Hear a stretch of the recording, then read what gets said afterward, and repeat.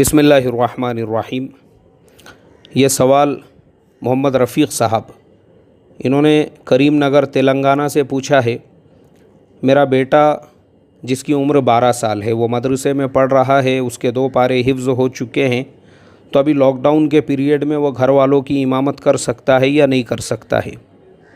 محمد رفیق صاحب، آپ کے سوال کا جواب قاموس الفقہ جلد نمبر 2 صفحہ نمبر 220۔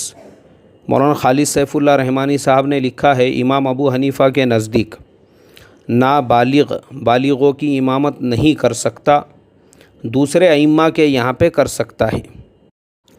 البتہ فقہائے احناف میں بھی علماء بلخ نے تراویح اور سنتوں میں اجازت دی ہے کہ نابالغ بچے بالغوں کی امامت کرے، لیکن صاحب ہدایہ وغیرہ نے اسی کو صحیح قرار دیا ہے کہ نابالغ نوافل میں بھی بالغوں کی امامت نہیں کر سکتا۔